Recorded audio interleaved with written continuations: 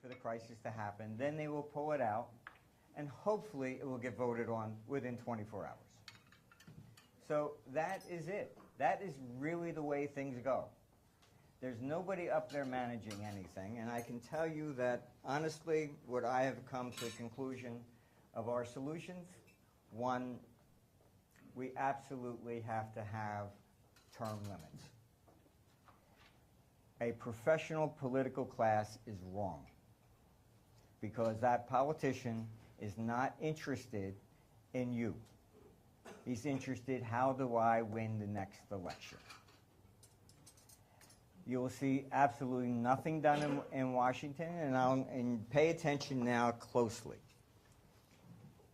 The Bush tax cuts in the United States, they were pushed off until December. They formed a committee, to cut the U.S. national debt. Of course, nobody agrees. So it goes into automatic pilot when? January. All these things are scheduled for what we call the lame duck Congress. Congress ends now. The new guys come in mid-January. Everything is scheduled for this dead period, so nobody has to take responsibility. This is the way government really works. When you get behind that curtain and you see it, you don't necessarily want to sleep. You wish you could sleep very soundly at night, but it doesn't work that way. It is really terrible. There is you would like to think that there's actually long-term planning, ideas. It doesn't exist, and you're not going to get it unless you have one type of politician there for one term and out the door. A lot of these guys, they stood up and they said about Saddam Hussein and Gaddafi, and they were dictators. They were there for 30 years. And I asked them, well, how long have you been in the Senate? No different. When they're there for that long, they lose track of what is really happening. Washington, D.C. is totally insulated, totally. Its real estate market didn't even decline. It is now listed as the best city to live in. Why? Because all the bureaucrats are there. They don't lose their jobs. The houses don't go down. So when everybody is screaming, gee, I lost 40% of my housing, to them, I get a phone call only when the stock market goes down. Because their 401ks, their retirement funds are getting hit. Then I get the phone call, gee, do you think we need another stimulus package? Housing, nobody calls. Anything else, nobody calls. Let the stock market go down, that is the only thing that directly affects them. The only thing. That's the only time they will pay attention. I'm sorry to say that, but this is, and I've been basically fooling around with the politicians for way too long. I've been told I should get as far away from them as I possibly can. But I have seen personally, and I've been meeting with them since the Reagan administration. And when Paul Volcker had raised interest rates to 17% in 1981, I just took a simple pocket calculator, I looked at it, and I said, my God, you guys are crazy. This is an example of how brain dead they are. You are the largest borrower in the country. So you're going to raise your own interest expenditures, blowing them out through the complete ceiling to stop somebody else from borrowing. You're the one that has to stop. U.S. national debt under Reagan was $1 trillion. By the end of the decade, we were pushing 8. We're now at 16, and Obama's own package says 26 and another 10. So, unfortunately, this is what we really have to face with. When I met with the Reagan Treasury, I just took a calculator and said, my God, you're crazy. What are you doing? And they told me, don't worry about it, Marty, we'll be paying back with cheaper dollars. So unfortunately, that is what we're facing. We're facing a major sovereign debt crisis. This is what's really driving capital crazy around the world. Pension funds are in trouble. Everybody's looking to put money someplace else. Politicians, the governments are getting very aggressive on the taxation. So this is why Asia is rising. The capital is coming in this way. We're going to see Asia rise up. China will become the #1 world economy within less than 10 years. The United States is on the ebb and declining, and there's nothing that anybody's going to be able to do to stop it. We have all of Europe completely nuts. We have Japan probably about ready to capitulate next year. I think you'll finally see its national debt. The JGBs will go to record highs. The Nikkei might finally bottom, but it's going to go down, make one more new low. After that, we'll see political change. Once Japan goes, then Asia will probably start to rise quite aggressively. So this is largely what we're looking at. It's capital always flowing around the world. Read Herbert Hoover. I think what he wrote about 1931 is very enlightening, because you will not find it in any history book. He has all the letters from the heads of state back and forth, so everything's documented. It's a very, very enlightening thing. It's available finally free on the internet. So thank you very much. I hope I didn't disturb your lunch too much.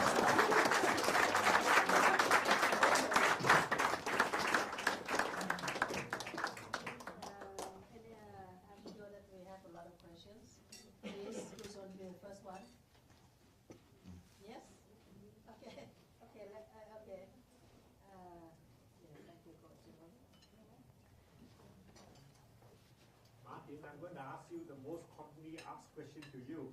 Yes. Supposedly, if I had $1 million today, where should I put the money that will give me the best return over a period of six months or a year? That's not easy actually to answer, because everything's very fluid and dynamic right now. What will happen with the dollar is the dollar will actually be pushed up.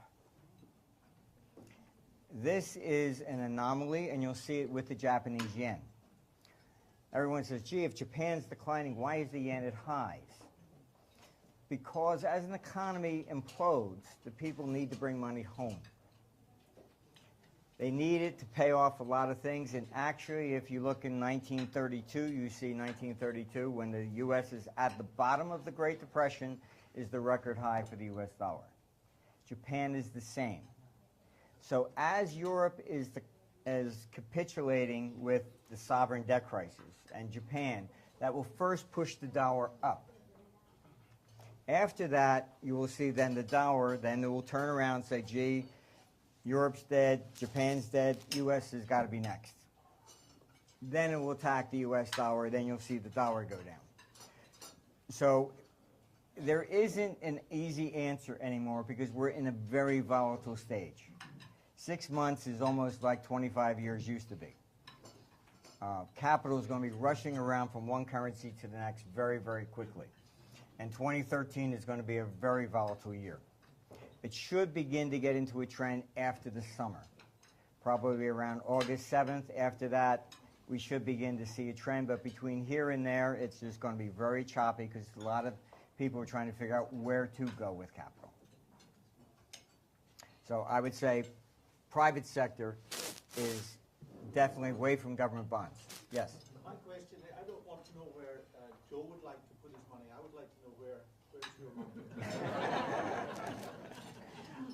I would say, in all honesty, there's a lot of things changing. Banks in the United States, for example, you can get, if you put money in a bank, for 3 years they're offering 0.5%. Okay? But if you go ask them for a car loan, it's 4%. A lot of people have been talking, a lot of the gold bugs and all have been saying, oh, these are going to be hyperinflation, etc. It's not, because that is not being passed on to the consumer. If the consumer wants to borrow, they want 100% collateral. So it's actually much tighter than it ever was, and cutting the interest rates as they have caused major problems. Now, the bank spreads between bid and ask, you can fly a fleet of 747s through. So they're making more money today than they ever did before.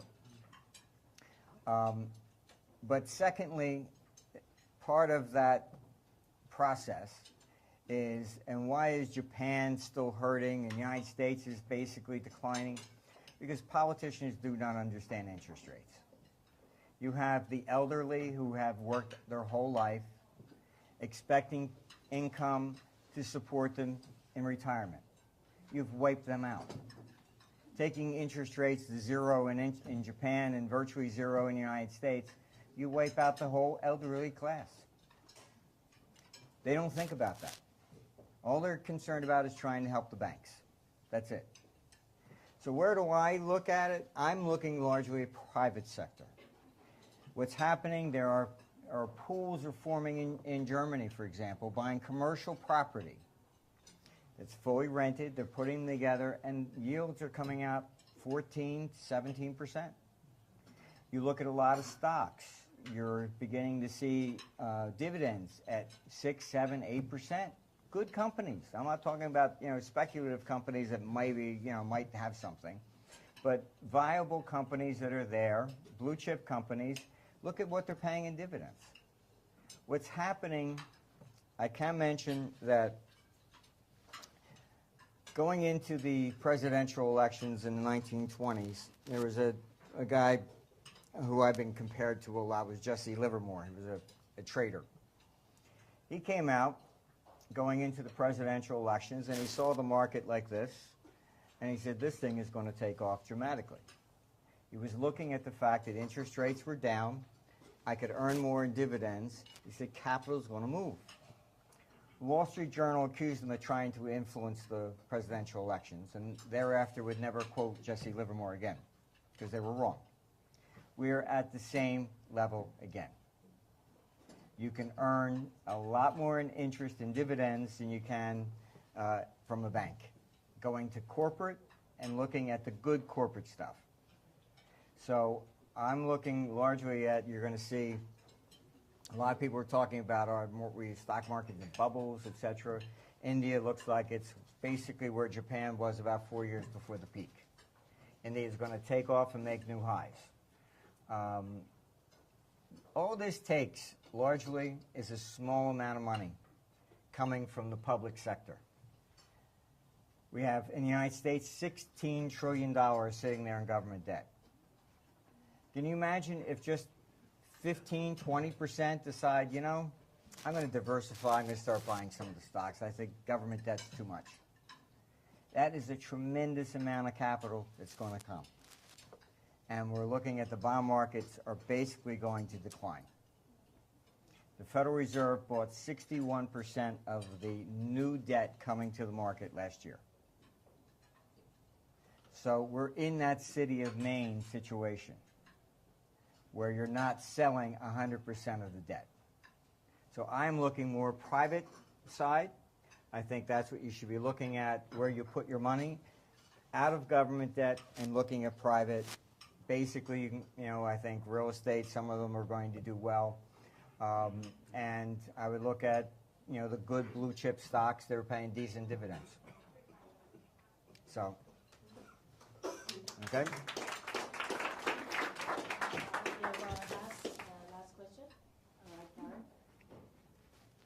Yes. Matin, have governments come to you? Because I believe that if there's somebody who could save the world economy, would be the advice of somebody like yourself.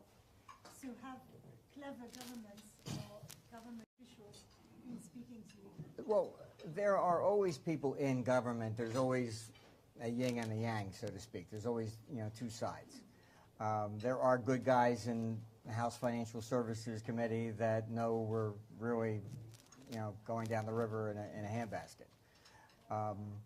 I would say this, that I have met with practically every major country around. I was called in when China, in the Asian currency crisis in '97, I was invited by China, and I flew to Beijing, and I met with the central bank there. And the first thing, I was kind of surprised, because I'm more of a practical, on-hands trader rather than an academic. And I was surprised that they were asking me to come over rather than somebody from Harvard or something. And when I got there, what I found was something really starkly different from what you see in the West. That was everybody that the Bank of China had been sent to the West and worked on dealing desks at all the banks. So when I sat down with them, I was sitting down with traders. They actually had practical, real-life experience, which was hugely different. So when the U.S. Treasury asked me, since I was the first person invited by China to go there, he said, gee, what was it like? I said, you know, it was very interesting. They only hire people with experience. In Washington, at the Federal Reserve, they have more PhDs than anybody else around. They don't have a single day's worth of experience. They have never experienced anything. They go right from school right to there, and that's it. They don't understand how the economy works. They don't understand how the markets work. If they did, they wouldn't do half the crazy stuff that the proposals that they do. But I don't think that any government is going to stand up and do anything correctly until they're pushed to do so. But my experience in China versus everywhere else, I will say this. This is why I think China has boomed tremendously and why it will become the new world economy. That is, when I was there in '97, probably 80% of the people on the road were riding bikes. Today, you're lucky if you see even 1% in Beijing on a bicycle. They took me to an installation. There were huge satellites on top. It was surrounded by tanks. And the first thing I'm thinking, oh my God, what the hell am I going into now? Because I was in some sort of motorcade. They were taking me, and I'm like, oh boy, When I walked in, here was a room with maybe 300 to 400 people surfing the internet, pulling every piece of information they had down. This was 1997. They then took me to a room, and they wanted my advice because they were tracking everything that moved in the country. There were 249 varieties of tea they were keeping track of. I didn't even know there were that many. What I found most interesting, as opposed to Russia, Europe, or the United States, they were observing. They didn't interfere. They just let it happen. They were asking me questions. Why is the same tea selling at different prices in different parts of the country? They didn't interfere. They were just monitoring everything, like children trying to figure out how does the world work. That is why China has boomed. China has been, if anything, laissez-faire. A lot of people criticize China, oh, human rights, blah, blah, blah, all this other kind of stuff. I can tell you, honestly, in the United States, just look at the Occupy Wall Street. Oh, yes, everybody says, oh, America, I was down in Singapore, they say, oh, you have free speech. I said, no, we don't. What do you mean? I said, because we also have a billion laws. The people in Occupy Wall Street, I'm not locking you up because of what you said. You walked on the grass. They still took them to jail. They said, oh, not for what they spoke. They walked on the grass. This is what the United States does. There was a movement, and that movement was in the 1890s. It was called Coxley's Army. A guy named Coxley left the middle of the United States, Ohio area, started marching people to Washington. That march was very important. Most people don't realize it, but the movie Wizard of Oz was about that march. The guy who wrote that book was part of it. We're off to see the wizard. It was Washington, D.C. and Congress. It was a political satire about that march. Following the yellow brick road was the gold standard. The Tin Man, the Lion, etc. The Lion was actually supposed to be William Jennings Bryan, who didn't have the heart to stand up and do things. The Tin Man represented industry. It was a very political book. It was written, of course, with time, the GI Bill came in for World War II, because after they had promised the veterans, fight for this country, and we'll give you this, they reneged. It was called the Bonus Army. Put it in, Google, search it. It was called the Bonus Army. They didn't pay then either. They rather killed the veterans who fought World War I. So when World War II came, okay, fine. We promised we're going to pay this time, and they created the GI Bill. But I recommend going online. These are parts of history they like to leave out. So basically, I'm not real optimistic about any government. I've never seen historically any government ever stand up and do the right thing, ever. It is them against us, regardless of what form of government it is.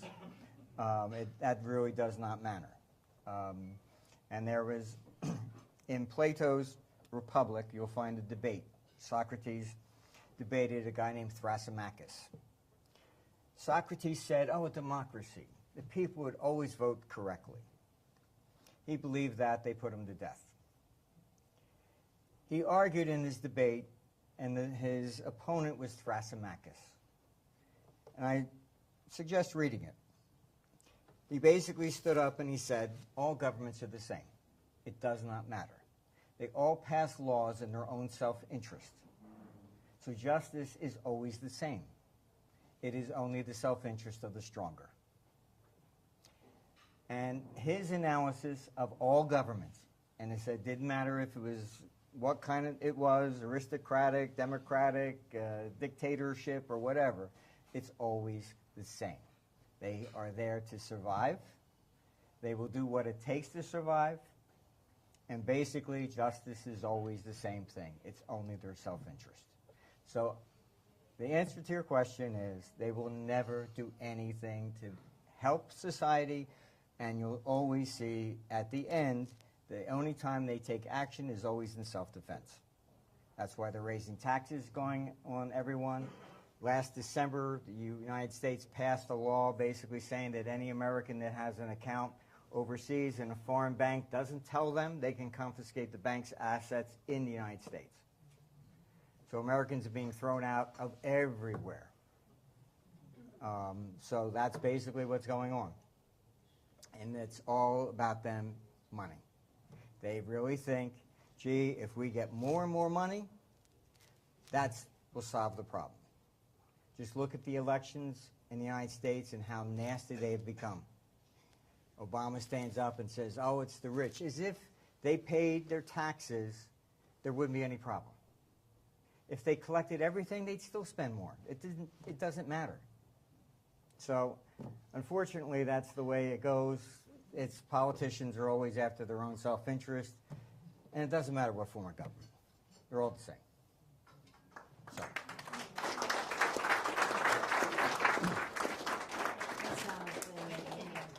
Comments about governments and politicians sound very familiar. Experience. Can I invite our newest member, Matin, to give a vote of thanks?